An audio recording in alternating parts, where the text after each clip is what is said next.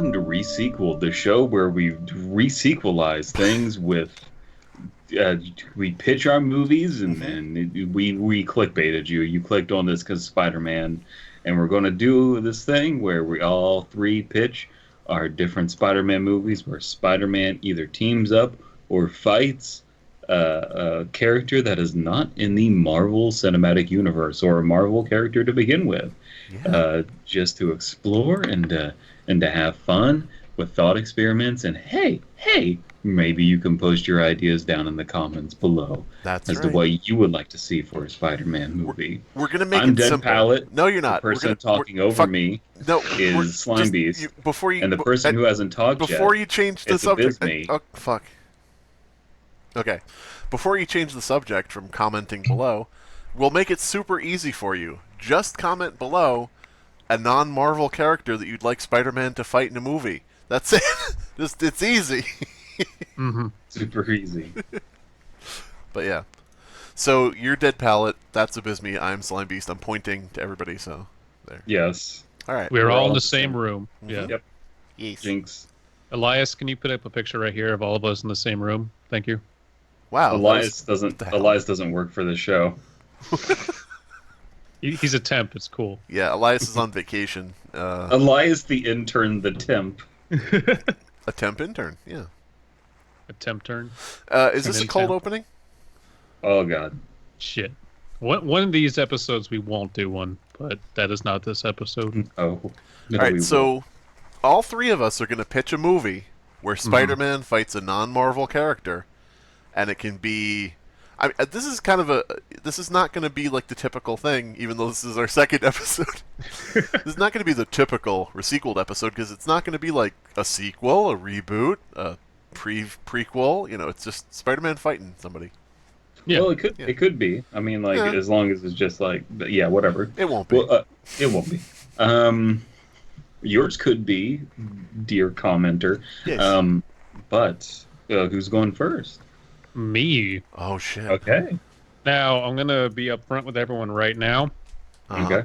This was not my first idea, Uh-oh. and I was very excited for my first idea. Yeah. Unfortunately, I was unable to flesh it out past its very, very base premise. And the more I tried, the more I ran into issues of, oh, you know what? This actually wouldn't, I wouldn't even want to see this in a way. And maybe I'll say what it was after I give my current pitch. My So- Yeah, guess. sounds good. My guess Yeah. is you were doing Spider-Man versus Pro Jared, and then things came up. Is that? No, Oh, okay. but it would be, not along those lines of uncomfortable, but different lines of uncomfortable. Okay. And I probably could have gotten away with it, but I lost all steam when I was writing, and I went, I can't do this anymore. So I did a different one. Wait, It's still was it- decent. You could have gotten away with it. Was it Spider-Man versus Old Man Jenkins? No, If it nothing wasn't for you. sexual. Wait, what? Nothing sexual. Okay. Okay, that's I don't what I know, think about okay. when I think about Scooby-Doo. It's. I'll explain after I give the pitch. Okay. Okay. So this one, instead, is kind of a back burner idea that I've now shoved into Spider-Man, I guess. Oh Heyo. God. I think you said it wasn't sexual. Well, this one is. This is Spider-Man versus Krampus. Ooh. Ooh. Ooh. Christmas movie, basically holiday movie, which you don't really. I haven't watched much Spider-Man. I don't know a lot about Spider-Man. Not my favorite superhero to follow. But you don't get Christmas editions of superhero stuff too often that I'm aware of. Just to So- clarify, that brings up a good point. If somebody out there watching this is not familiar with Spider-Man, he's the guy with the bat powers. Yeah, But parents got killed. Oh wait, parents from Krypton, right? Yeah. yeah, Like they were on the planet Krypton, they got killed Yep. Yeah. in an alleyway coming out of a movie theater. with a giant Green Lantern dropped on them and killed them, Yep. giving Spider-Man his powers. And young By young dawn's early Spider-Man, light, I am the Green Spider-Man. young I am Spider-Man, vengeance. so distraught, shouted out Shazam. But yeah. So this is a Oh. good pitch so far. Keep going. Yeah, no, pretty excited for it. So this was also co-written by my partner in crime, Paprika. So I gave her some writing credit. Here we go. It is November, several months after the events of Spider-Man Homecoming. Peter has moved on as best he could from the events dealing with the Vulture, the Avengers, and Liz, who apparently is his former love interest, and she moves away at the end of Homecoming. Spoilers. Whatever. What the fuck is me? I know. Okay, whatever. It's only a year old, and no one's seen it. No one went to see that movie, right? No. No, okay. Crime, even for the holiday season, is ebbing more than usual, but Peter is hypervigilant. Staying out at late hours on patrol one night, he gets a call. The caller ID reads Ellie, with a picture of a smiling girl Peter's age. Peter hesitates, then ignores the call. Moments later, singles your age in your area. Hot singles in New York, out late at night, definitely not prostitutes. Moments later, he gets another call. This time it is from his friend Ned. Peter answers the phone without hesitation. Ned says Ellie is asking where you... Ned says to Peter, Ellie's asking where you are, why you haven't been answering her calls. Peter sighs with frustration, evades the question, preferring just to catch up with Ned. Ned relents and says, okay, what's new with you then? Peter searches for something to talk about, but has nothing to say. Ned calls his bluff and asks what Peter thinks he's doing out so late when there clearly isn't any crime to fight.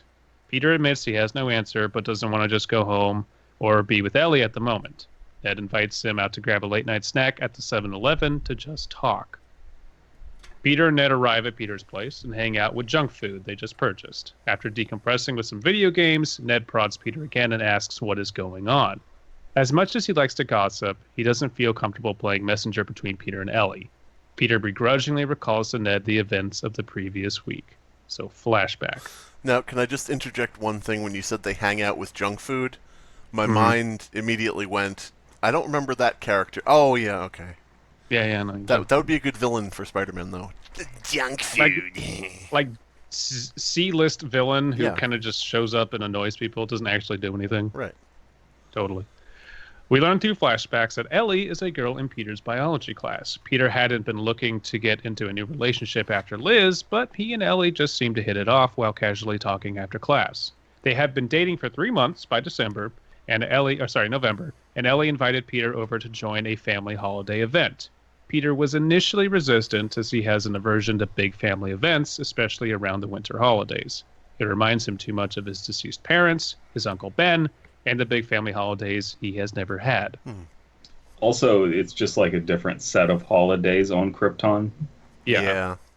They got some weird-ass name for it. Hanukkah or something. Kryptwanza? Mormon Kwanzaa. It's just Kwanzaa. But the K is like the weird Krypton K. Ellie persisted, telling Peter that it would mean a lot to her and that it won't be too big of an event. When Peter arrives, he finds that she lives in a large house and the entire neighborhood seems to be present. Trying desperately to keep his introverted personality at bay, Peter smiles and shakes hands with the throng of strangers, Ellie's parents, and her little sister, Cassandra. Gradually, he begins to wear down. His smile and enthusiasm fades. He takes any chance he can just to sit down. But Ellie always has someone to introduce him to.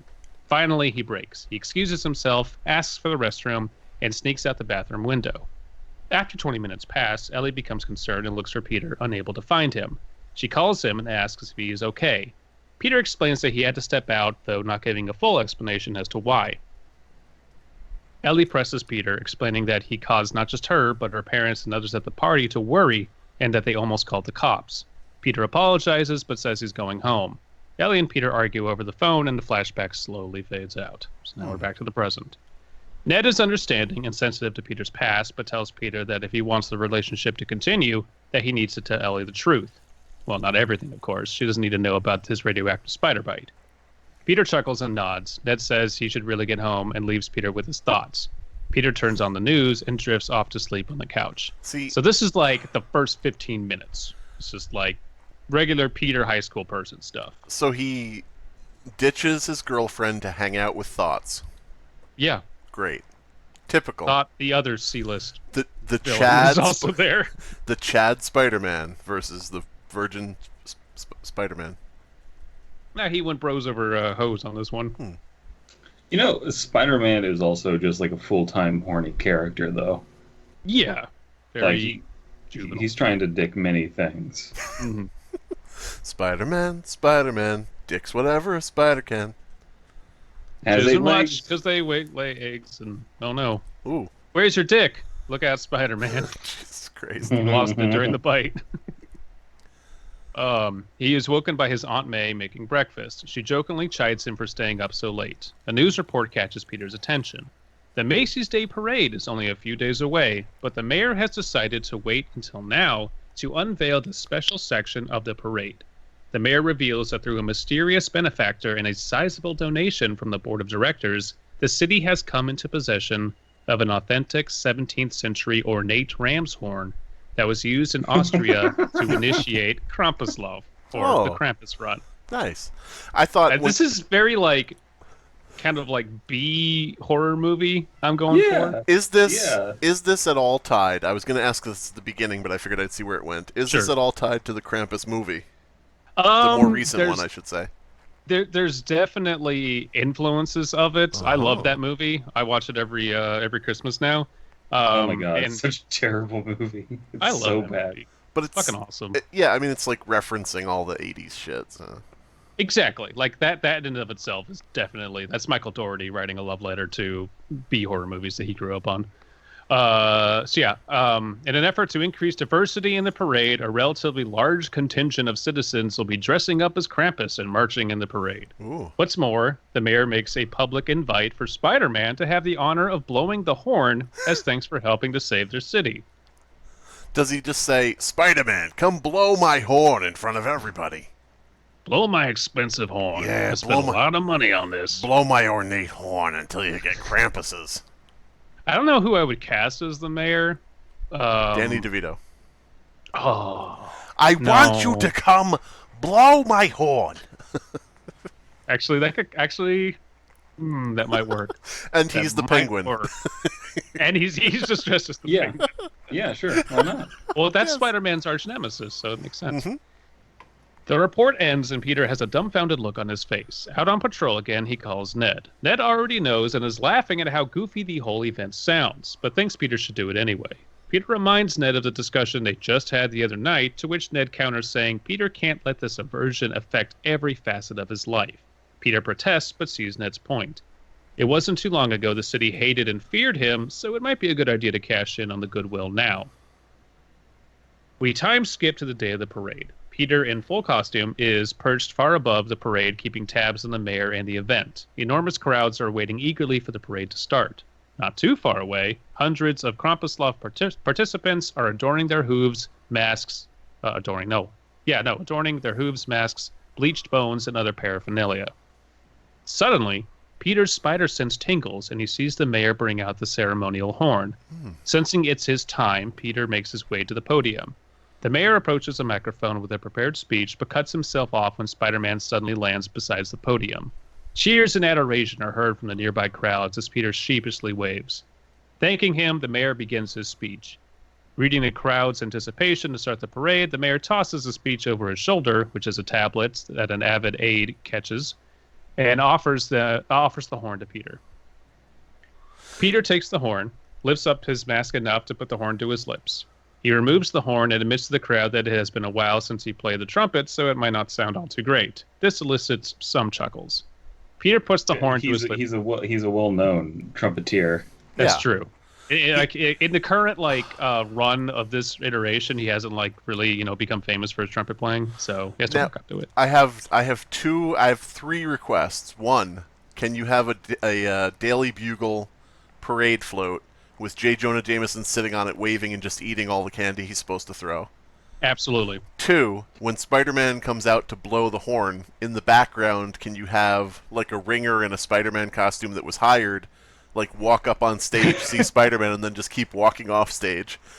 Yes. Yes. And three, can he say it's, don't worry, Spider-Man, it's just like playing a bugle?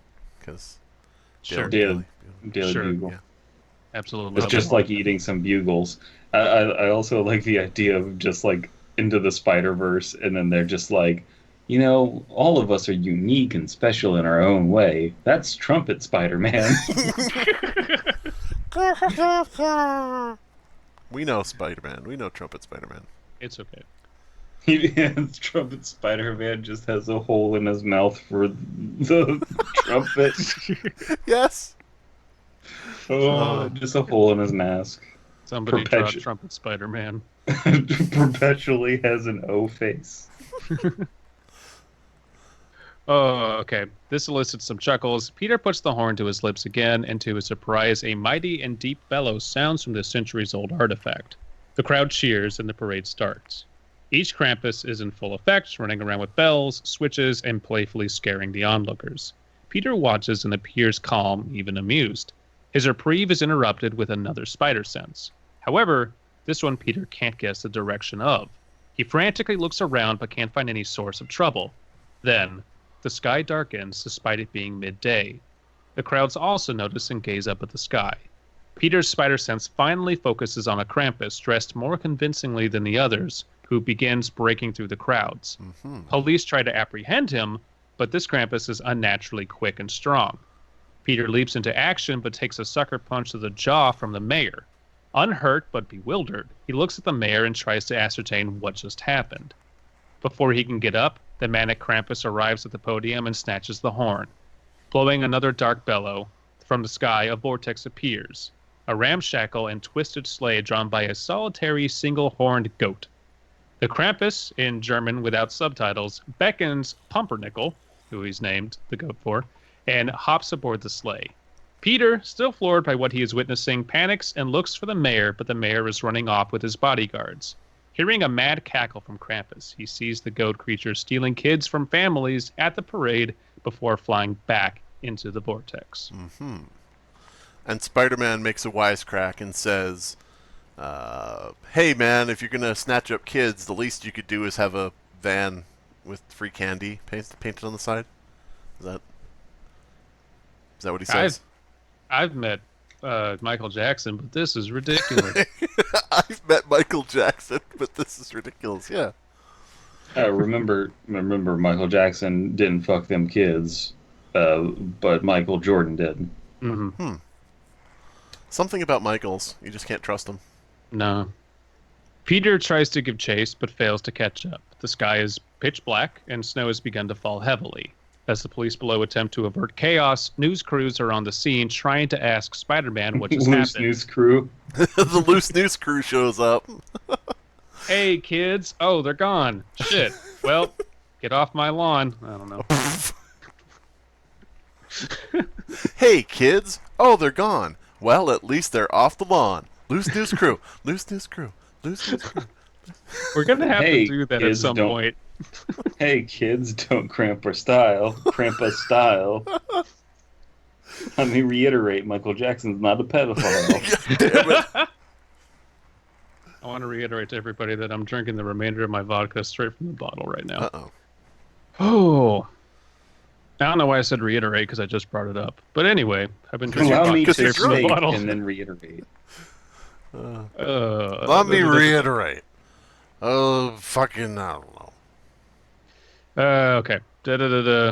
Yeah, news crews show up, ask Spider-Man what happened. Getting rapid flashbacks to Ellie's party, Peter flees to regroup. Ned calls Peter shortly after, asking him what the hell is going on. Peter struggles to explain what occurred, stating that he needs Ned's help to find out what New York City just witnessed and how to find Krampus. Days pass with Peter and Ned finding only basic information, I imagine this is a montage, on the myth of Krampus. Each night, Krampus emerges from the vortex and takes more children, but Peter is powerless to stop him. As Ned continues research, Peter stalks the mayor as well, attempting to find out why he was helping Krampus and where the horn really came from. During the montage where they're trying to find the children, can you play Kids in America? We're the kids in America, whoa! And you just see like kids getting yoinked at every whoa. I was going to have Freak on a Leash by Korn playing, but that's a bit more fitting. Yeah. Finding an opening, Peter manages to corner the mayor alone in his house. Stalking from the shadows and disabling any way for the mayor to ring for help, Peter uses a voice changer and verbally badgers the mayor into confessing. The mayor admits that the mysterious... So it's kind of funny that we're comparing Spider-Man to Batman, because he kind of does that here. Where are the other tots going? Swear to me. You know what? Yeah, I would just have him totally lift lines from Batman Begins. I absolutely would. That would be, and everyone would get it too, and it'd be fucking hilarious. Yeah. Oh yeah. And then the Krampus just starts talking like Bane.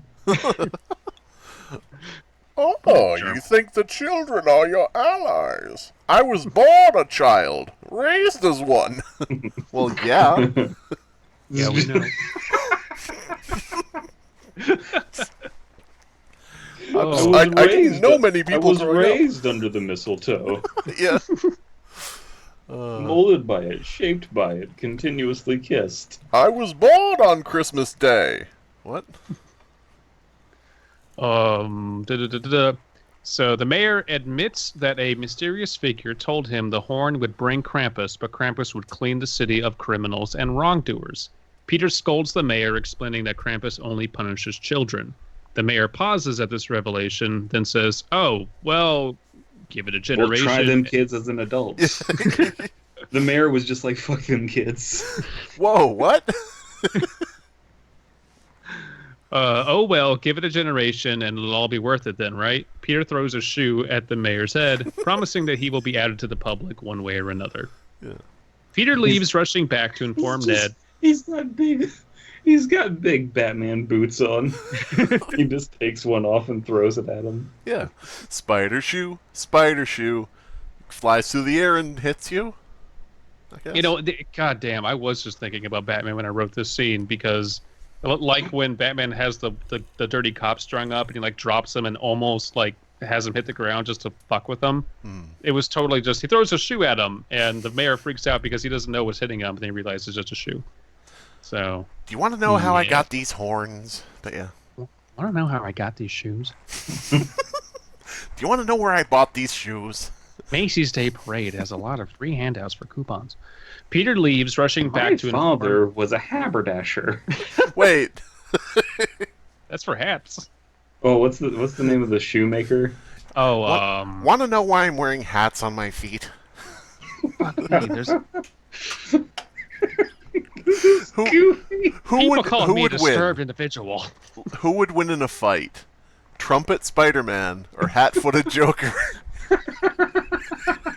That's a fight for the ages right there. Oh God.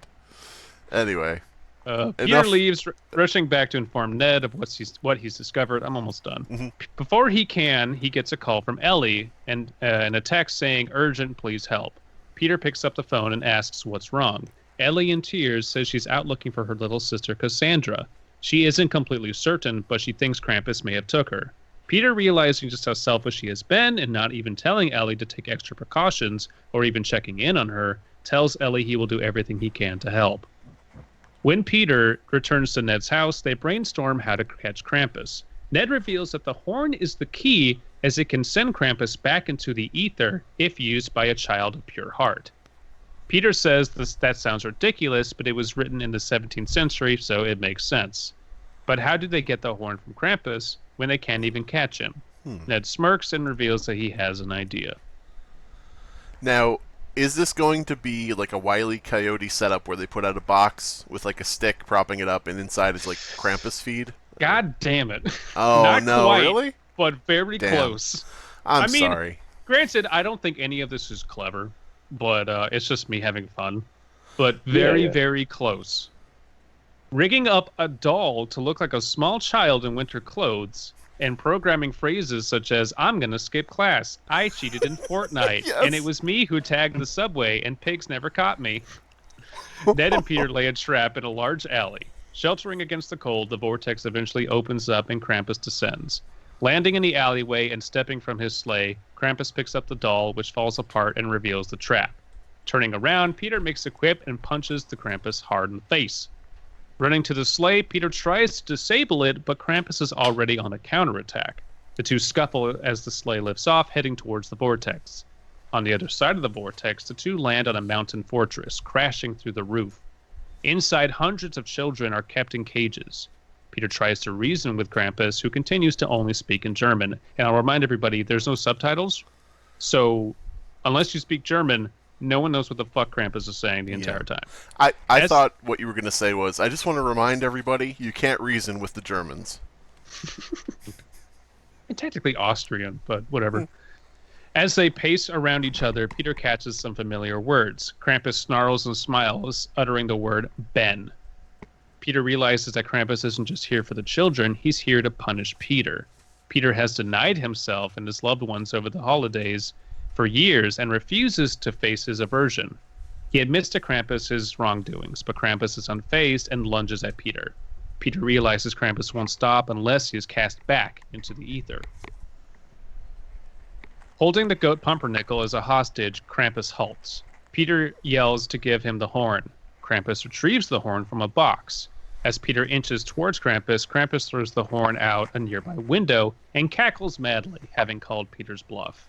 Peter, unsure of what to do, gets a text from Ned. Yes, through the vortex, I don't care, stating that the only special thing about the horn is that it is from a goat found only in the mountains of Eastern Europe.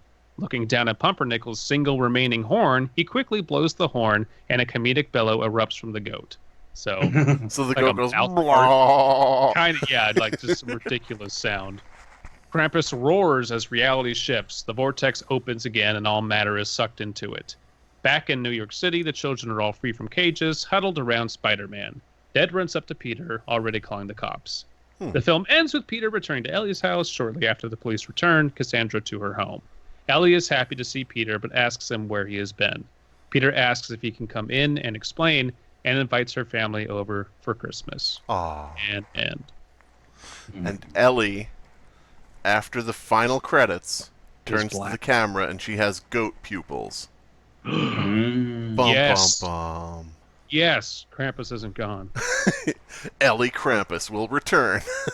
So I did leave it open that we don't know who tipped the mayor off about the horn. So possible terrible sequel.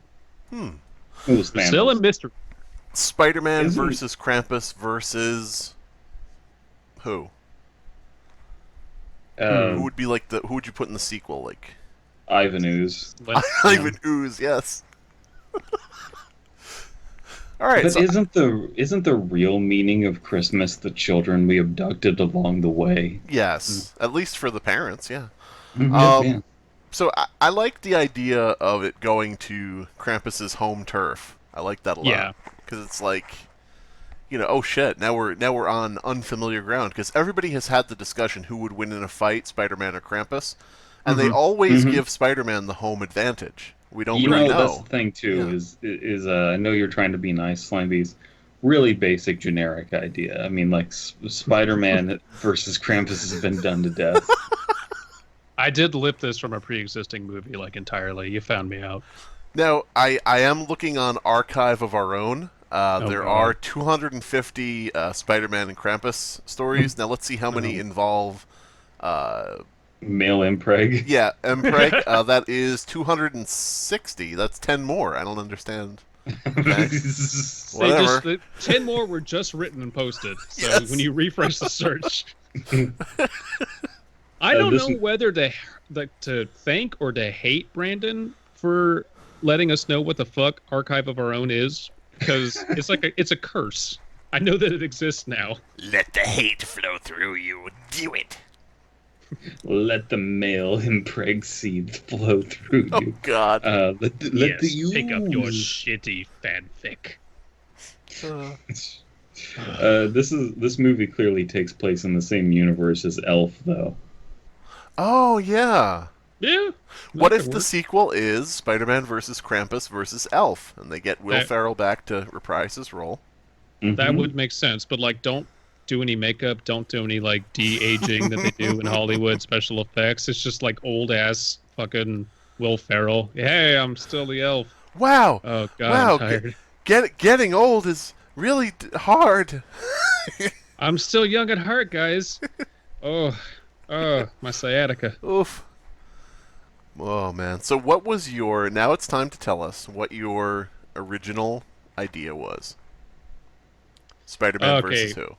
My original idea that I was a lot more excited for was just called Spider-Man Halloween Dance. And it was going to be Spider-Man versus Michael Myers.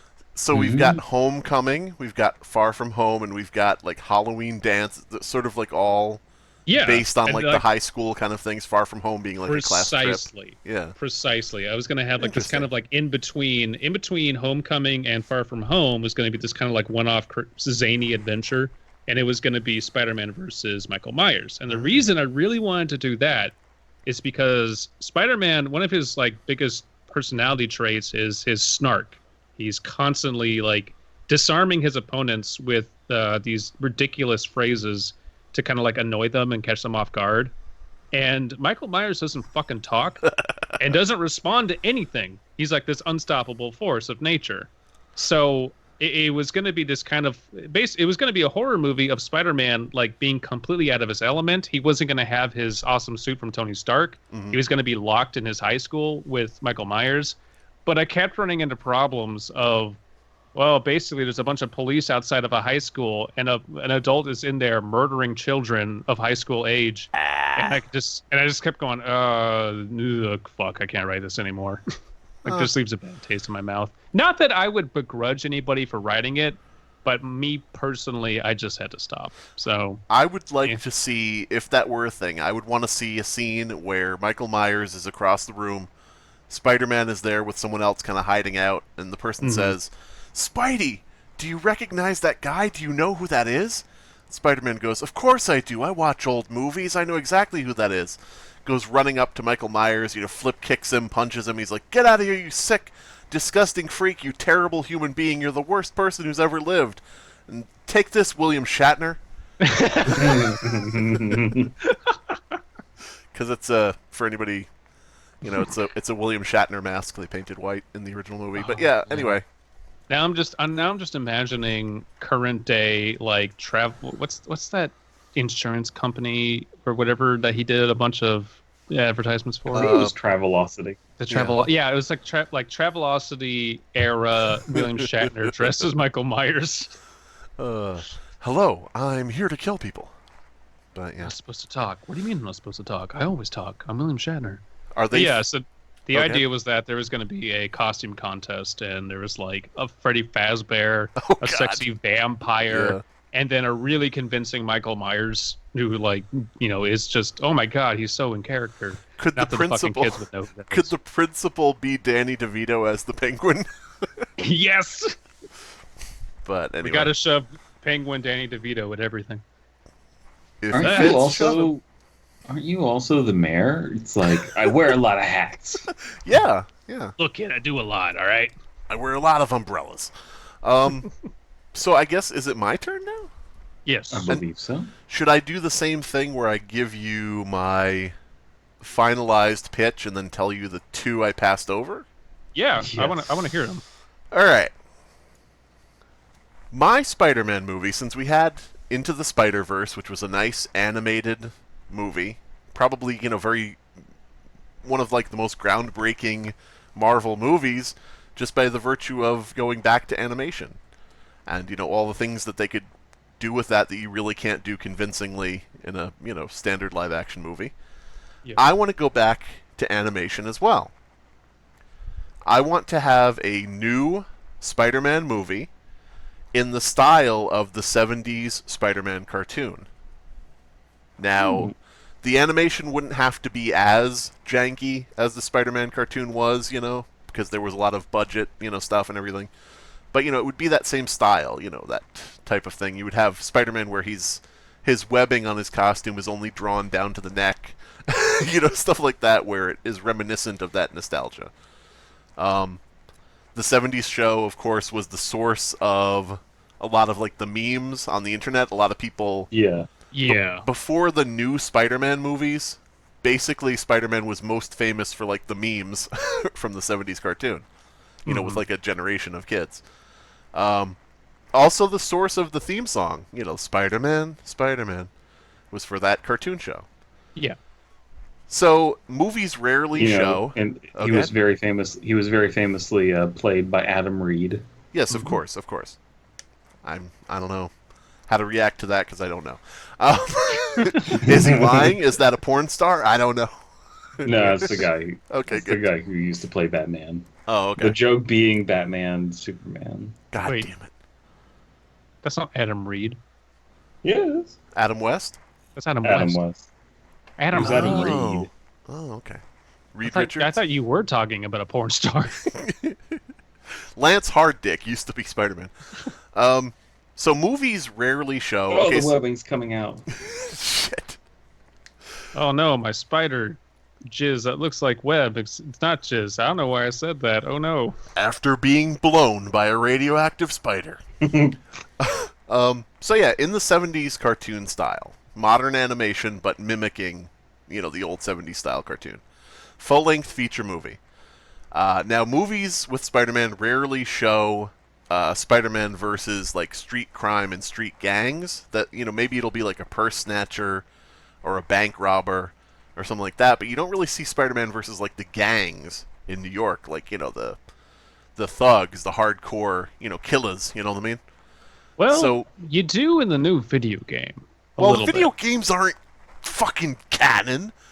You don't know.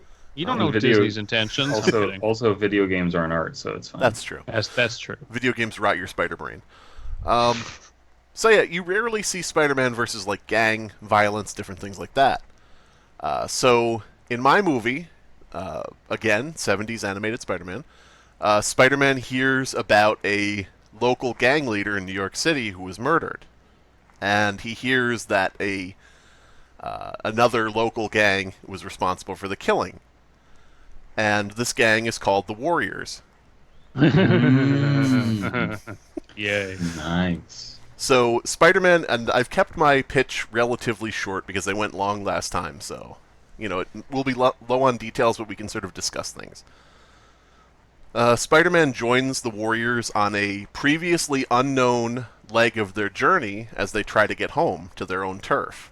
And for anybody who hasn't seen the Warriors movie, it's a 70s movie, same time frame, basically as the Spider-Man cartoon, not exact years.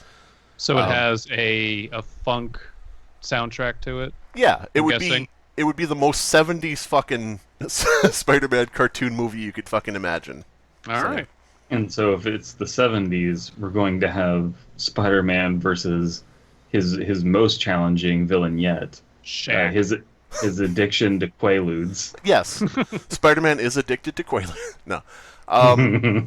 So he joins them on the leg of their journey. He meets up with the Warriors. He finds them. God damn it. Go ahead. I'm thinking of a documentary now of like Spider-Man, like being a recovering Quaalude addict. Into the And he's just Spider-Verse, Quaalude Spider-Man. Yeah. I don't mean to change the entirety of your pitch, but can we just turn this into a blaxploitation version of Spider-Man? What would you call that? Well, what's your title? It just would be Spider-Man versus the Warriors, because I don't know what. Versus if we're the just Warriors. doing. Yeah, I don't know if we're all just doing like Spider-Man versus Krampus. I didn't know if Okay. that was going to be like the Then thing. So, yeah. I would keep that then, but that trailer would be fucking amazing because Spider-Man would have an afro. It's coming he- out of the Yes. mask. Yes, like he would specially have his outfit and he would have an afro and he would be part of the Black Panthers. How about And Spider-Mite, like Dolomite? that would be a good spin-off. Have either of you seen Black Dynamite? I've seen most of it.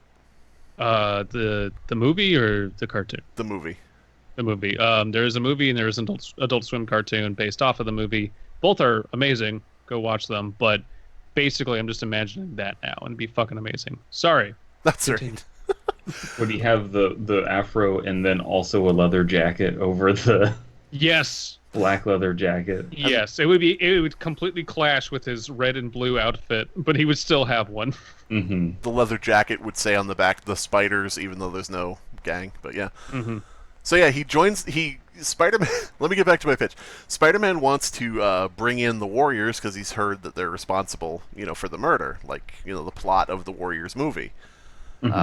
He has sort of like a fight with the Warriors, and of course we would have like the 70s cartoon animated versions of those actors, those characters. But of course, as he tries to fight the Warriors and bring them in, every time they're starting to come to a head in the battle, come to like a climax of the battle, other gangs show up. Because the Warriors is famous for having outlandish New York City gangs that didn't match up at all with reality and were totally ludicrous. So is this post the Warriors movie? No, it's like during the Warriors movie. This is like if you said, like, this is a section cut out of the middle. Okay. Between scenes when they were running from neighborhood to neighborhood, this happened.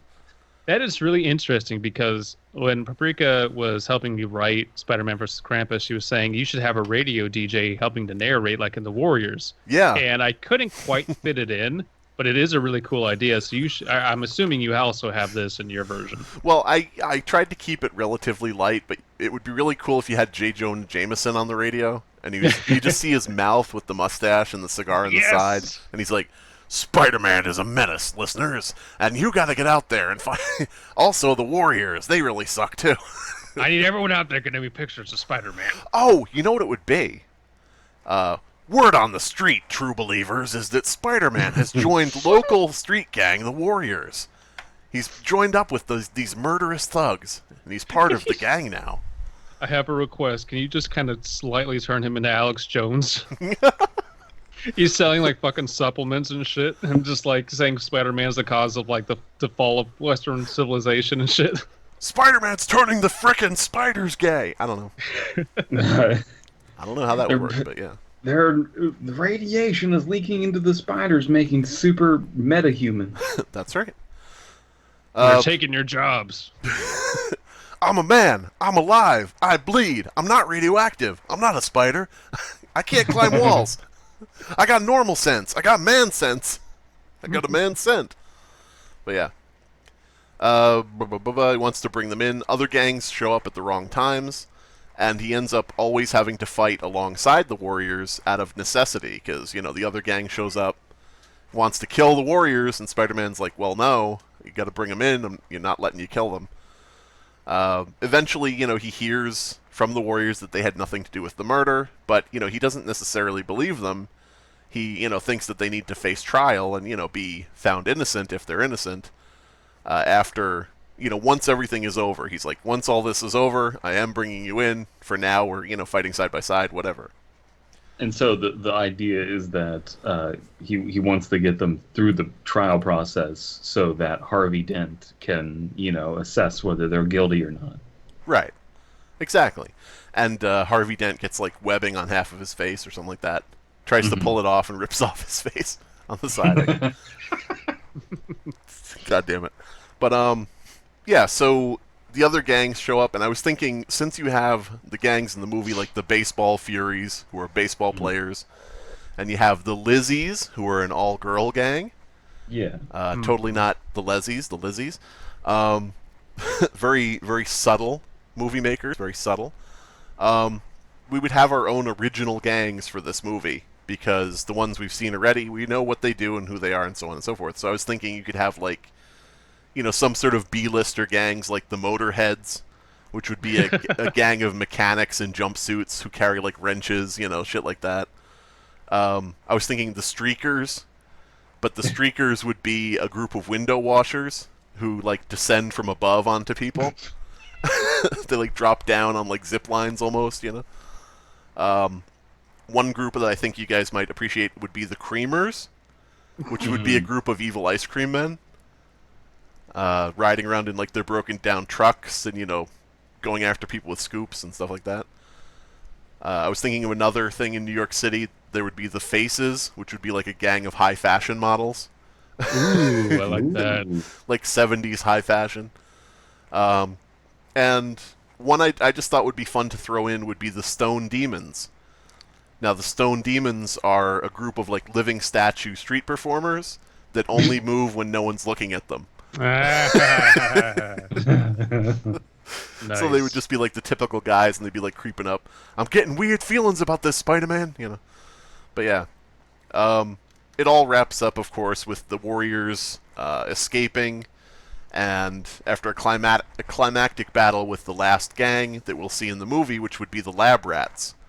And the Lab Rats are a group of, like, mutated slum dwellers who have submitted themselves to scientific experimentation for the pay. So you've got like these weird kind of mutant guys in a gang, that type of thing. Mm-hmm. And that would be like our climax thing, it'd be like, these are the real actual strong, freaks of nature. This is the more Spider-Man villain, type gang as opposed to, the Warriors type gang. So, like something you'd see in the movie. What if you take like traditional Spider-Man villains though, and then just turn them into gangs? The Sinister Six gang, yeah. No, but I mean like instead of just like Rhino, it's just like the Rhinos, and Yeah, they're that could all work just too. kind of like Rhino themed, and then you have instead of the Lizzies, you have the The the black Lizzies, the Lezzies. the lizards, You have the Lizzies. instead of Thin Lizzy, you just have the lizards. No, you just have and it's a bunch of reptilian lesbians. Well, No, see, it's okay. You read my fan just the fic. black cats. Yeah, I mean, like the Electros could be like a group of like linemen, Hmm. But Definitely nobody make a bunch of furry porn of lesbian lizards. like they haven't already. I think that was Well, actually an And 80s send cartoon. it to me if you have it. What was the 80s cartoon? Lipstick wearing lesbian lizards. Lipstick wearing lesbian lizards. Yeah.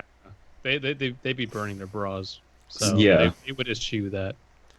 So yeah, I mean, when I started out with this, I was thinking the actual 70s cartoon Spider-Man meets the Warriors. But if you did more of an Into the Spider-Verse type of thing, you could definitely reimagine, all the different villains as gangs, and that would be fine. Like the main gang at the end could be the Kingpins or something. Hmm. Like they'd be like the real rich gang in like suits. Like Yeah, We're all the- this works really well Yeah. because the Warriors is such like the tribalism that the Warriors does, and how everything is its own. Like every gang is its own visual aesthetic and theme. It's Yeah. like just so engrossing. So it can be applied. Like you've almost made a template here. You can apply this to a lot of different IPs, and Right. it actually works really well for superheroes. yeah, I mean, You know, it's weird. The concept for the Warriors has not really been explored very much elsewhere, film or otherwise. they made a the only remake. other Okay, I'm sorry. the only other thing I can think of that's anything like it at all that isn't it is West Jet Side Set Story. Jet Set Radio. No, West Side Story is just kind of like that's not even it either. I would say it's close because it does have the Sharks versus the Jets, but yeah, Jet Set Radio Future definitely. I would agree. It doesn't have like the anime quality that the Warriors has though.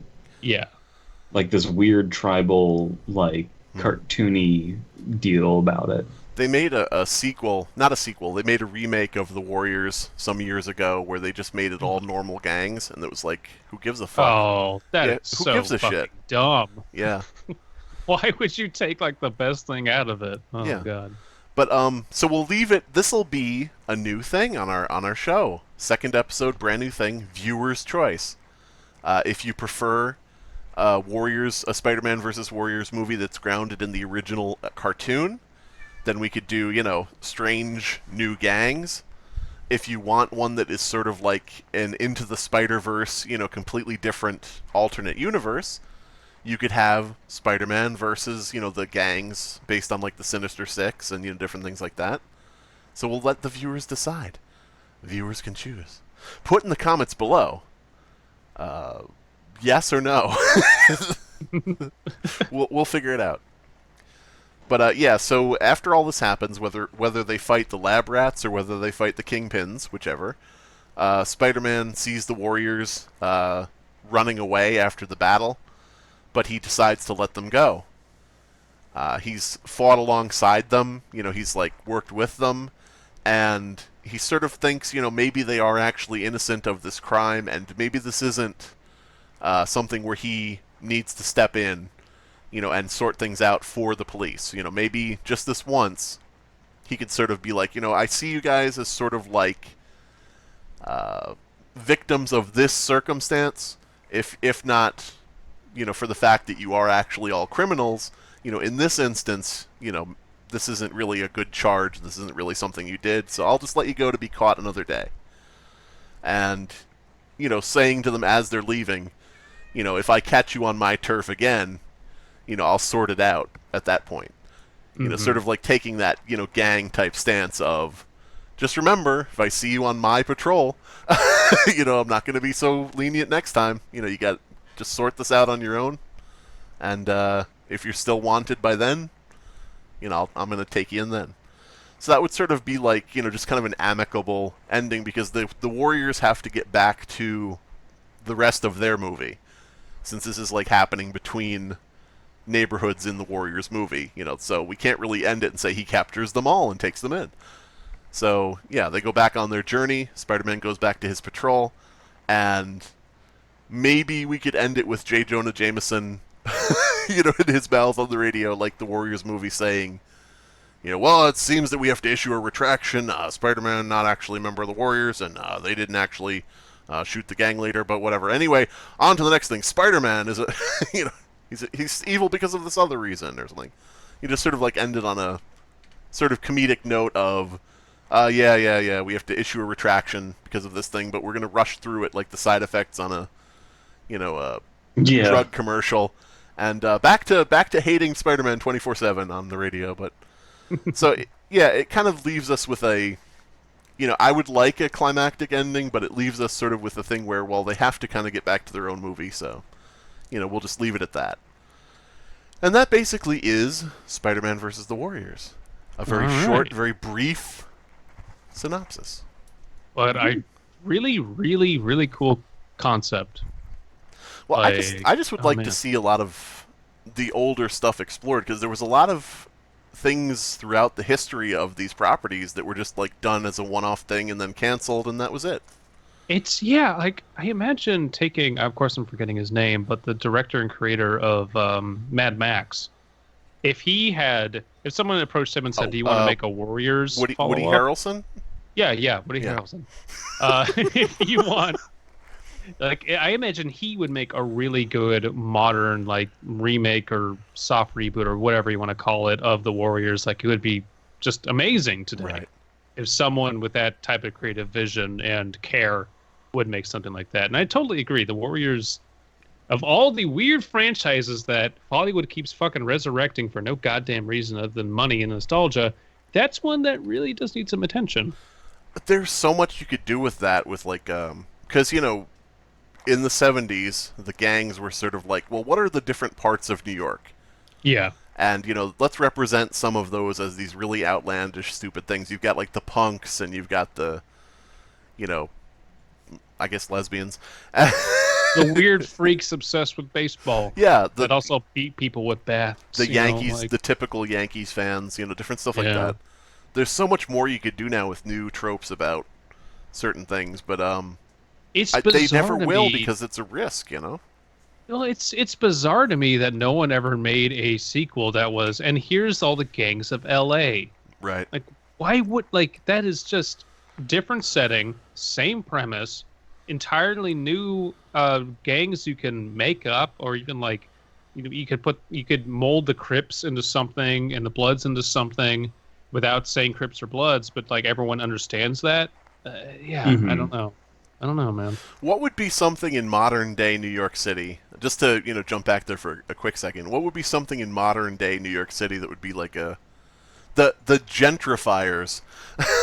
Yeah. I was gonna say the hipsters, but it's pretty much the same thing. The yuppies. Yeah. Anyway. So yeah, that's we're called the Tea Cows. The Central Park Hoodlums. Central Park Hoodlums. The occupiers. How about, like, yes? How about the Ubermenches? It would just be a bunch of Uber drivers. Ooh, yeah. And they're all secret Nazis, but not really secret. But yeah. So that's my thing. And then you just have... it's just like Antifa. Yeah, I was going to say, you just have Antifa in the middle.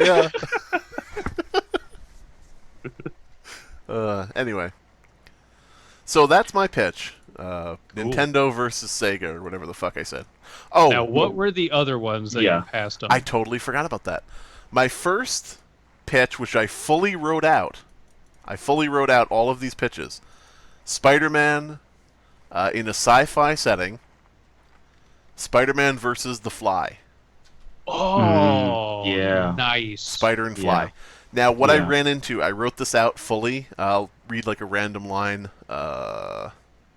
Frustrated, Seth Brundle goes into an alley, pulls up his sleeve, and finds insect-like barbs protruding from his skin. Different things like that. The scientist has to kidnap Spider-Man and use him for experiments in order to see if he can reverse his own transformation that is now taking place. So he like needs to use Spider-Man for genetic sampling to try to get the Fly out of his system.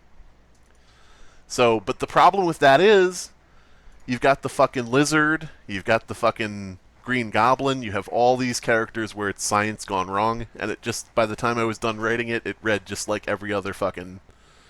The Lizard has to capture Spider-Man and test on him to try to get the Lizard out of his system. It's like, nah. So, the other one I had that I threw away again, that I also wrote all the way out, was Spider-Man versus the Mask. And what it would be is, the Mask is on display, from the Jim Carrey movie The Mask, not the horrible sequel. The Mask of Loki is on display in New York City. Spider-Man goes to like the opening of the museum. Peter Parker does, I mean. And at this opening, basically everybody who's anybody is there. J. Jonah Jameson, his secretary Betty Brant, John Jameson, his son who's an astronaut, even like Flash Thompson is there. Mary Jane Jim and Jameson. Say what? Jim Jameson. Yeah, Sam Kinison, everybody. Oh! Spider-Man! Mary Jane and Aunt May, of course, go with Peter Parker. He takes them as, like, his dates, his two favorite girls. And, of course, Black Cat goes to steal the mask. But... Now, would you have Jim Carrey reprising his role? No, as absolutely As Black not. Cat. Yeah. I might have Jim Carrey in as a cameo or something, like, don't touch that mask. All right, well, never mind, she did it. He's the museum curator and is leading the group around. Yeah. But basically the premise was that the Black Cat is, paid by the Secret Six to steal the mask because they know it has power. And when she puts it on, just by that draw of power that it has, she has, like, that comic book sensibility, that cartoon sensibility as Black Cat mask. So what she does is she photocopies her face and creates 6 black and white copies of the mask, because she can sell those to the Secret Six and get 6 times the cash. Right. So then the thing would be, there's like, Spider-Man stops her immediately, the mask is removed from her, and the 6 masks go like sailing through the air comedically in like a pratfall kind of thing in slow motion, and all 6 masks land on J. Jonah Jameson, Betty Brant, John Jameson, Flash Thompson, Mary Jane, and Aunt May. And so the comedic thing would be Spider-Man having to don the mask himself and try to stop the photocopied bootleg masks that now have like control over those people in his life. So yeah, that was it. I'm glad someone here really likes Spider-Man and knows enough to make 3 fucking pitches. I couldn't. I didn't like the Fly one because it was too much like the basic shit. And then I wrote. But like, given that it's been rebooted 3 times in the past decade, that still would be very refreshing to see. It did end with the Fly versus Man Spider. So. Ah. Yes. Well. God damn it. I'm going to tell you mine first, because my pitch is a more serious pitch. I'm going to tell you my other idea first, which was just Tony Hawk versus Spider-Man. Yes. Current Tony Hawk or? Oh, that's amazing. But I didn't go with that. I went with a more serious answer. So it starts out where. Can I just interject quickly and just say, would it be called Spider Hawk? Spider-Hawk. Ooh. So it starts off. There's like an alien planet, and there's we have this cloaked figure who's like, "We need you to get them." He has a southern voice. It's a cloaked gentleman in a white cloak with a giant red ribbon insignia on the white. And he says, we need you to get them. And then the Power Rangers beat the shit out of Team Star Fox. What? And then Team Star Fox gets captured and is being abducted onto a spaceship. And so this white figure is instructing the Power Rangers to Now, is this white figure a Klansman? Be straight with me. No. Okay. No, he's not. No, he's not. And so Team Star Fox is captured and on an alien spaceship. I keep thinking you're saying Keemstar Fox. Keemstar. What is up, Drama Alert Nation? Here to beat up the Power Rangers. Okay, so Spider-Man versus Keemstar. That'd be good. Yeah, they have Duck Star Fox, all except for Slippy, because, like, come on. It's Slippy. And so the movie is going to be Spider-Man and Friends versus Star Fox. All right. And then the hooded white figure is talking with some of the Power Rangers, and the Power Rangers are like, are we really going back there? And the map shows Earth. And he's like, yes, we're going back there. And so then we cut forward to Peter, who is doing his study. His studies in a hotel room with the TV on. And they're like, on a trip or whatever, like, scholastic trip or whatever. And he's just studying, he's talking to MJ or whatever. And then MJ is just like, all right, well, got to go back to my room. Tee-hee, be bad if they caught us in a hotel room together, that kind of thing. Mm-hmm. Flirting, but not flirting. And so, Peter goes back to studying, and then they have this thing about Tony Stark's memorial on the TV, and so he kind of like turns it off, and he goes back to studying, and then he just kind of like slowly breaks down, and like a lot of emotions are like coming back and hitting him all at once. And then, they're talking about like the Stark Memorial and all this. He's crying, and right then, boom, ladder busts through the window, kind of like on once Clarissa explains it all. Boom, ladder goes through the window, and then Nick Fury just climbs into the room, and he's just like, yeah, I don't know how to tell you this, but like, you need to come with us right now. It's like, do I need to save the world? And it's like, no, superheroes are just getting abducted and we don't know why. So they take him to like an underground base, and Nick Fury explains that they're, all of these specimens are being abducted. And he's like, okay, specimens? Like, why are you saying that? Like, it's like, well, people and things like yourself. And he's like, things? What things? Like the Thing from Fantastic Four. Yeah.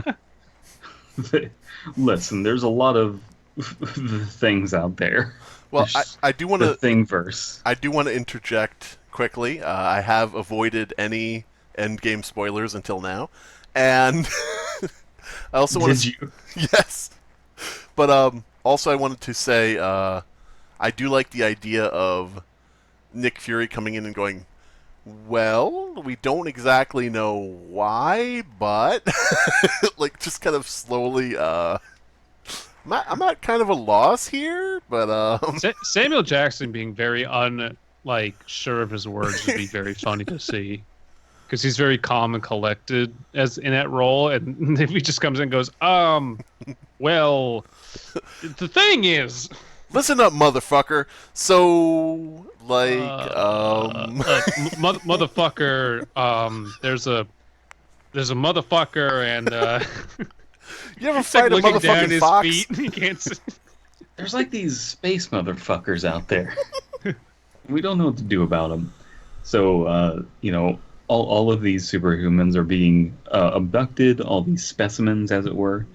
And so he's just like, look, we're going to this underground base. We can't have someone as powerful as you out there, possibly getting abducted, taken to another planet, another universe, whatever. Look, the universe has gotten way bigger, and we're still trying to figure things out. And the sooner we can figure out a way to kind of like isolate our corner of the universe, the better. But we can't and we're getting abducted, and we don't know what to do about it. Why doesn't he just call Captain Marvel? Oh my god. Have Captain Marvel punch him. Yeah. Captain Marvel died on her way back to her own planet. You know what's really sad? Sorry, tangent here, but Yeah. there was a 2-season Marvel Avengers cartoon that came out, I think, in like 2015 or something, that I really, really enjoyed. And season 2 was purely the rise of Captain Marvel and the Krell, the Skrull, whatever it is, the Skrull invasion. The Creel, yeah. Yeah, like it was really cool. And when I heard there was going to be a Captain Marvel movie, I was like, "Oh, cool! Like one of the few characters in Marvel that I care about." And then I like looked into what it was and went, "Oh, well, this looks terrible." Wait a minute. You prejudged the movie? Like I do with every movie. Whoa. Terrible hate troll. Okay, anyway. Come at me. I didn't know we were working with a hate troll here. Okay, that's fine. I mean, we work with you, so I'm not a hate troll. I'm a fun-loving you are shit. king of the hate troll. I'm a shit poster. I'm a poster for shit. I'm the poster child for shitting. You're the poster child for shit trolls. Yeah, there we go. You're a shit troller. Are we getting tired, guys? No. No. No. We're getting delirious. I'm a comptroller. I'm not tired. We're not getting tired. I'm getting drunk because I keep thinking this podcast. Sorry. Mm. All right, so go ahead. Captain Marvel This fights. vodka is making me drunk. So Captain Marvel. Yes, that's how vodka works. Captain Marvel fights Akira. Go ahead. yes, so so Nick Fury is like, okay, Peter, you're not going to get abducted. Okay, like we got this under control. We got this under control. Or you're not going to get abducted. But if you do get abducted, and there just so happens to be a case of black vials, don't fuck with them. Black vials or files? Black vials of goop. God damn it, DJ. Please, no, don't get ahead of me. Do not get ahead of me. By no means get ahead of me. Boom! Fucking Power Rangers burst in there and beat the shit out of Nick Fury. Just kills him. Why not? Fuck it. The Power Rangers kill Nick Fury. Can I make one suggestion? Yes. The Power Rangers burst in, right? And the white Power Ranger is about to punch Fury, and he goes, I think it should be somebody else. Yeah. Not the white Power Ranger. Homie, you want to you want to handle this dog? Ramma jamma. So Peter gets abducted by the Power Rangers, and the Amber Ranger puts out an alert. Peter Parker wakes up in a completely white room. It's kind of like the room from 2001: A Space Odyssey. I'm going to say the room from The Room. I know, I'm sorry, DP. I always thought Tommy Wiseau should be the Beyonder in the Marvel Cinematic Universe. But go ahead, sorry. So there's like a giant white room, and there's a TV screen on, and it explains the situation. Explains that they are on a giant spaceship, and the people who abducted them are cordoned off on a little part of like the dock of the spaceship, but the rest of the spaceship is shaped like a giant bucket, and it's just called the Ultimate Space Bucket, the Ultimate 60-piece Space Bucket, and it's a place where people get abducted for a TV show that is just a battle royale show where aliens fight it out. Mm-hmm. So it's a battle royale story. And, so our Colonel Sanders fan has a 60-piece bucket ship. Okay, go ahead. Yes. And so we're on this spaceship, and it's explaining that everyone who is there because they're a deplorable, evil person. Ooh. And Peter's like, wait a second, I'm not evil. This must be a mistake. And like it shows everyone who's on there and all of their crimes and all of this stuff, and it's giving motivation for everyone to kill each other. And it explains the rules, which is that you get one item from your planet, and you get 2 teammates. And if someone dies, you can abduct another person. Like, you can steal a teammate from someone else, but it's going to go down to 3 people. And you start out with a team of 3. And so the door, a door forms and opens up. And, Spider-Man meets up with John Cena and then Inspector Gadget. Oh my god. Where is our teammate? I can't see him. Skeletor? No, it's just a bad Inspector Gadget. No, I think Skeletor shows up. That's okay. what I heard Brandon say, so I choose to believe that. Okay.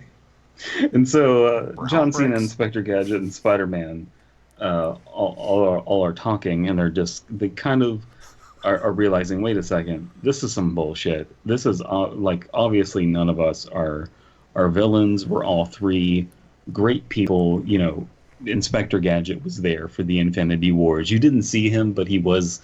And right. John Cena was there. He was F5ing people. Not F5ing people. Attitude Adjustment. That's the name of the movie. He was all F4ing people. Yes. And the item that they have been given is a little steel case, and inside are 3 vials. And Inspector Gadget is just like, this is obviously a weapon, and we need to use it. And John Cena's like, maybe that might be a good idea. But Peter, knowing better, is just like, guys, we don't want to touch those vials. And 2 of the vials are labeled with V. There's a V on them. And then there's one with a V on, and then the other ones say X. So 1 with a V and 2 have an X. And so they're just like, okay, we'll hold on to this, but we won't use it yet. Who knows? We'll see what happens. But Inspector Gadget is just like, it's a weapon. We ought to use it. Inspector Gadget, very warfare savvy. He loves killing people. And so Gadget, you're dead. So some of the other teams that we're going to possibly run into, and they've been introduced through the screen that shows the show that is being viewed by these aliens. One team is Swamp Thing, Sidon from Breath of the Wild, and the asset from Shape of Water, which is just, this is Team Fishfucker. Oh, Okay. I see. Okay. That was Chelsea's idea. She wanted there to be a Team Fishfucker. Put a fish in there from Shape of Water, because I want to fuck him. That's how I imagine Chelsea sounds. That's your impression? That's my Chelsea impression. You can send that on to her. I see you like my new haircut. What? Rude. I'm gonna draw some smut, and it's gonna be a fish fucker. There's 2 things I want to do. Draw smut and fuck. God damn. That is Chelsea. Hi, Chelsea. We love you, but platonically, because DP probably is I don't know if he would get mad or not. I don't know if he's getting mad or not. So No. Okay, good. Quick, say something derogatory about Paprika. She's Mexican. Okay. Technically true, so it's not Oof. more accurate. Another team is a Skull Kid from Majora's Mask. The Mask, surprisingly enough, also shows up. Oh. And then Rey Mysterio, and then they're just Team Mask. All right. Then we also have RoboCop, the T-1000 from Judgment Day, and Cyborg from Teen Titan. God damn it! From Teen Titans Go. Yeah. Yes. Yeah. Then we also have the team of Mr. Clean, the Brawny Paper Towel Man, and the Charmin Ultra Bear. Fuck. Can I just say, Brandon, fuck you on behalf of everything ever in the world? I'm loving this. This is great. What is Spider-Man's team? It's Team Team America. Fuck, why did I ask? That's your own fault. Really is your own fault. They're also kind of like Team Midwest accents, because you have like one guy who's kind of got like the Boston accent, and then you have the New York accent, and then you have wherever the fuck Inspector Gadget is from, but it's Midwest as fuck. Your Isn't he also nightmares. from fucking New York. Then we also have Team Cthulhu, Sachiel, who is like the first angel that you see in Neon Genesis Evangelion, and then their partner is Alf. God fucking damn it. And then the final one that I wrote out, but please let me know what your teams are down in the comments for this. But the last one that's relevant is Scream Bear from what's the name of the movie? Mortal Kombat Annihilation. Abysme, what's the name of the movie? Which one? With Scream Bear. Oh, Annihilation. Yeah. Annihilation, yeah. Yeah. There's Annihilation. Okay. Kuma from Tekken and Yogi Bear, so they're Team Bear. Ooh, that's really strong. Damn, I can't make a better. No, that's really good. I guess I should say that my team probably would be Super Mario. Okay. Superman. Okay. And some soup in a bowl. And some hotel soups. Yeah, some hotel soups. Yay! Campbell's soup. Every Andy time. Warhol. There we go. That's the final one. Why is Andy Warhol on your team? Because soup. Oh, okay. Every time hotel soups gets brought up, Bisbee just does this like, yay! He said it. It gives me joy, and few things in life do anymore, so I have to hold on to it. They said the name of the podcast. Yay! Welcome to the Hotel Soup Podcast. Yes. That's gonna be the spinoff. Cut this out. April Fool's idea. We just make a fucking Hotel Soups spinoff podcast and just talk about soup for fucking 50 minutes. Hotels and soups. Yeah, We just keep making sip noises. Yeah. Yeah, I don't know how to feel about this. Destroy the ASMR. Do that. Anyway, sorry. Continue. All right. And so then we have, they're having a discussion and they're like, okay, I don't think these people are criminals. I think that this is just crazy talk. Mm-hmm. So let's pick pacifism. And all three of them being good guys choose pacifism. But of course, Inspector Gadget is just a bloodthirsty motherfucker. But he agrees with the other two. Okay, we'll pick pacifism. So they run into Team Robot, which is, the T-1000 RoboCop and Cyborg. And they're just like, look, we don't think you guys are villains. We're not villains either. We're not bad guys. We're just, some kids from the Midwest. Yeah. And is that how people in the Midwest sound? Yeah. It's me, the Midwest. And Team Robot is having none of it. They immediately start firing on them, and it doesn't work out. They just destroy the Team Robots, right? Mm-hmm. And then some other things are happening. There's some TV. Follow me here. There's some like TVs around the place, and it's like updating everyone who's in the battles of like what's going on. So they see that Team Star Fox is bloodthirsty, and they're just killing everyone that they come across. Damn. And so Team Star Fox manages to kill the whole like mask team. Oh, and just damn. it's just ruthless. And so they're like, okay, those are the people we got to watch out for.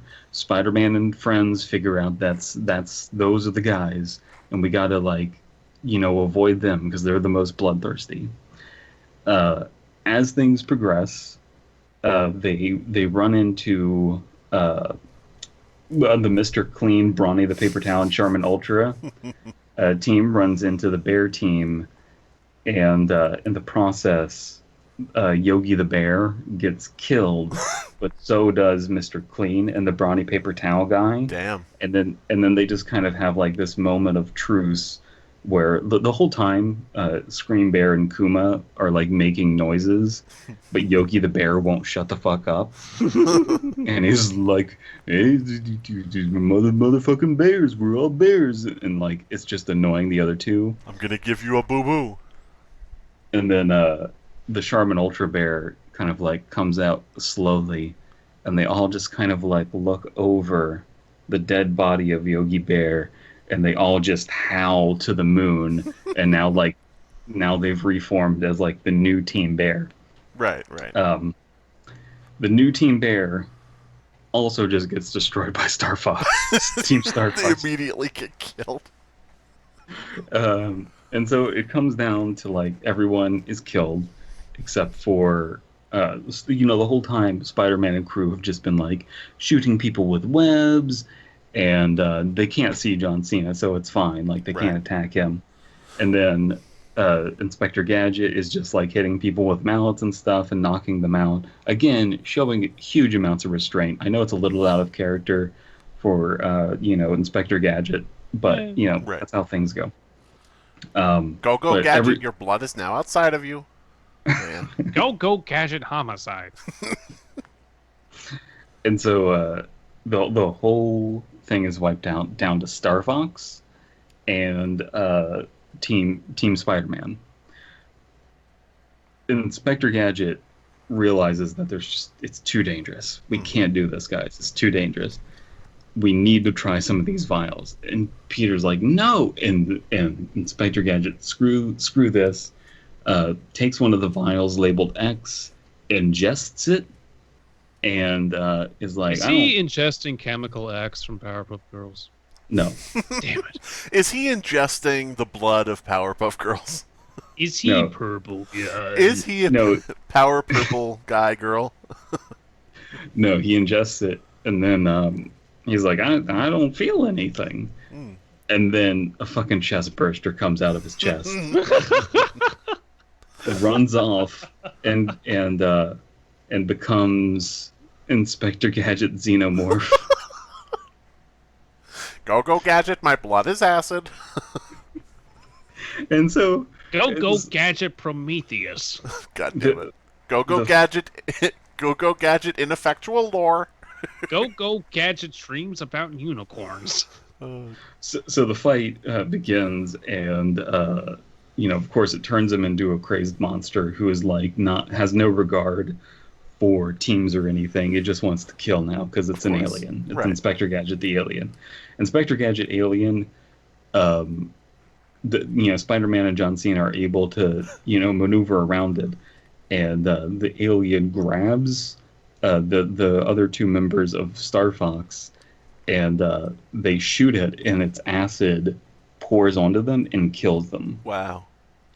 So poetic. It's now, yes, and so now it's down to Fox McCloud, just the Fox McCloud, and John Cena, and the guy who is the guy who this is about, yeah, Spider-Man. And so they're down to 3, so they're like, okay, let's call a truce, because at the end of the day, we need to figure out who's behind this. And fuck you, yes, it's obviously it's Colonel Sanders. Colonel Sanders is behind all of this. He's the one who's orchestrated it, and so he's the one who has the Power Rangers under his control. And they're like, congratulations, guys, you won. And like Star Fox is like, hey, I actually have a remote device that tells me where on this ship my Star Fox spaceships are. When we're being awarded and being like given our prize, our freedom and everything, we're just going to like beat up the Power Rangers and jet off and go find the person responsible for this and bring them to justice. And so they do just that. They beat the shit out of the Power Rangers, but the Power Rangers are really tough, and John Cena's like, I need to do it. And so he ingests the other vial, and yes, also fuck you, it is Chemical X, so he becomes Powerpuff Girl John Cena. Oh, man. You think you can slip Cartoon Fridays lore past me? No. Blossom, Bubbles, Buttercup, and John Cena. Now, girls. Does he wear a dress and have a cute haircut? Yes, he does. Okay. He better fucking do. He has a Blossom's haircut. but it's blonde. So that happens, and they beat up the Power Rangers, and they go off to find the person responsible for this. And John Cena's like, actually, I need to return to my home planet. I have a divorce to get back to. Aw. And so He crashes remaining, into Captain Marvel on the way, and they both explode. and so now we have Spider-Man and one remaining vial, and Fox McCloud uh, going to find the person responsible. Turns out it's Colonel Sanders, and Spider-Man's like, "Whoa, it's Colonel Sanders," and it's like, "Yes, I faked my death, and the reason I did it is because I became a nihilist because the world corrupted my message. I wanted to end hunger and give people chicken that's handmade at an affordable price, and they made the chicken too greasy, and we have not ended world hunger, so I became a nihilist, and that's why I make these battle royale videos for the space internet." There you go. It all And hangs so, together. It's called and the so, Space Net, #1. and so Fox, and so Fox McCloud is like, "I've had enough of this," and like pulls out his blaster to shoot Colonel Sanders, and Spider-Man takes out, he shoots his web, and it shoots the gun and sticks the gun to the wall. Hmm. And Spider-Man says, "I can't let you do that, Star Fox." And he's like, "Why not?" And it's because, Colonel Sanders is a great hero on Earth. You don't understand. He's one of the greatest people who's ever lived. We need to get him back to Earth God damn it. and and save him from this, madness that he's been enveloped in. And Star Fox is like, "My team is dead. I can't deal with this anymore. We need to kill him." And Peter's like, "No, we can't let you do it." So Star Fox is like, "Well, I have this," and he takes out the vial, and it's the vial labeled V, and so he ingests it, and he becomes Venom Star Fox. Dun dun And dun. and so Venom Star Fox and Spider-Man, battle it out, and eventually Spider-Man wins. Grabs Colonel Sanders, wraps him up in webbing, and takes him back to his home planet. Uh, it has this moment where it's like, "We're going to do whatever we can to get you back to normal," but he doesn't kill Venom Star Fox. Hmm. And after the credits, Venom Star Fox goes back to the 60-piece bucket planet, Ultimate Bucket Dimensional Battle Royale planet, and finds the corpses of his teammates and sloops them up into the Venom goop, and then sets his course back to where Slippy is.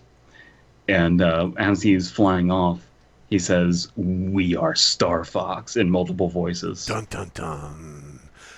Now, will there be a sequel? Yeah, setting up for it. All right, all right. Spider-Man versus Star Fox.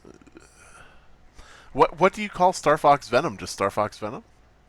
Yeah, he says we are Yeah. Star Fox. Okay. Because Star Fox is the name of the team, not the guy. Right, right. But now they're all being incorporated into one person. There you go.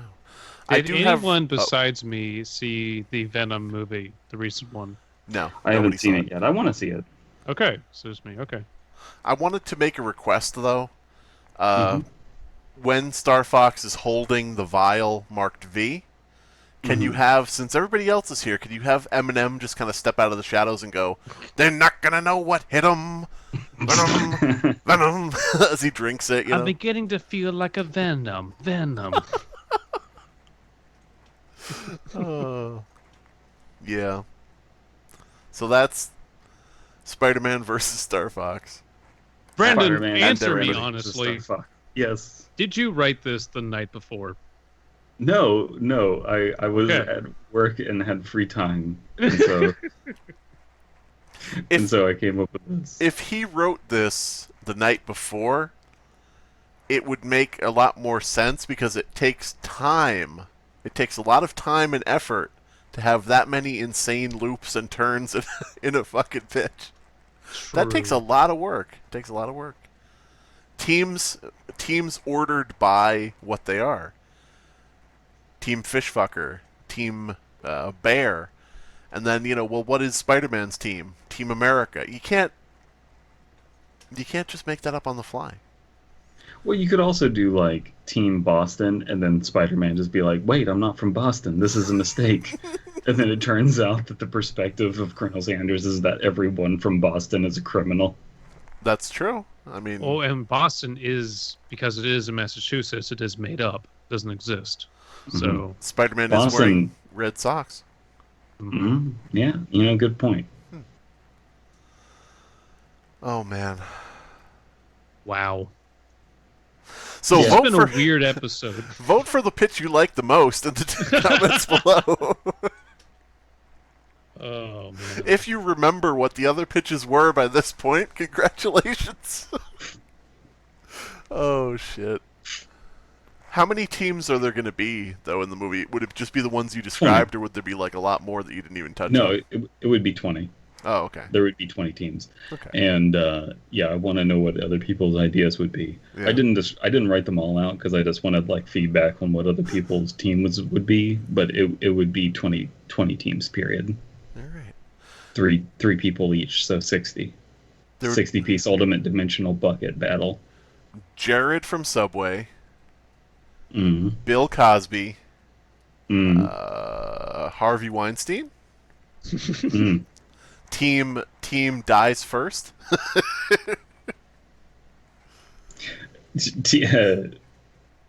Team ficus fuckers. Oh god damn it. Ficus? What? Do you not know about Harvey Weinstein jacking it into ficus plants? Oh my god, is that where pod people come from? Yes.